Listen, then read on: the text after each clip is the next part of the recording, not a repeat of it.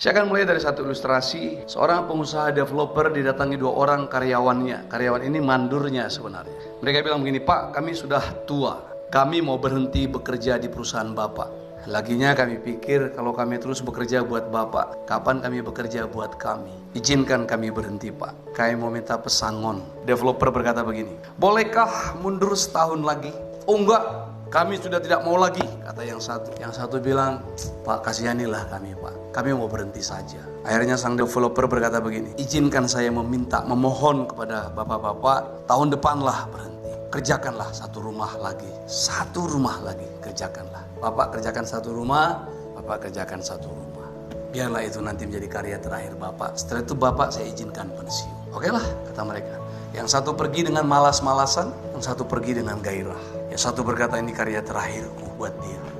Dikerjakannya rumah itu bagus-bagus." Yang satu pulang dengan ogah-ogahan dan kerjakan rumah itu asal-asalan. Materialnya juga tidak sebanding, tidak berbanding sebagaimana mestinya. Singkat cerita, selesailah rumah itu, mereka datang. "Udah selesai, Pak."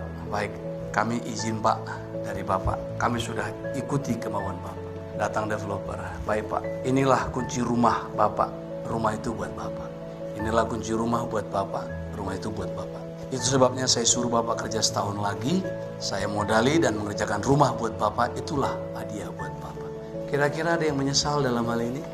Yang datang dengan ogah-ogahan, malas, pergi dengan asal-asalan, membangun dengan asal-asalan, bersungut-sungut, menggerutu, selalu menganggap pemimpin tidak baik, tidak adil dan lain, akan mendapat sesuai dengan gerutuannya. Tapi si bapak dengan attitude-nya yang baik dan pulang dan mendapat rumah yang bagus yang dia karyakan. Saudara dengar baik-baik, apa yang kita kerjakan sekarang sebenarnya untuk kita. Hidup kita sebenarnya kita sendiri yang membangun. Seringkali kita tidak menyadari siapa dan apa status kita di hadapan Allah. Itulah yang mengakibatkan cara pikir dan sikap hidup kita menjadi asal-asalan. Jadi di dalam status kita yang telah dipersiapkan Allah ke depan, mirip dengan yang tadi itu. Banyak orang Kristen tidak bertahan karena tidak punya pengetahuan akan hari depannya. Gak ngerti akan hari depan ini gimana. Apa yang ditetapkan Tuhan pada mereka pada masa depan. Akan rencana agung Allah yang hebat bagi dirinya.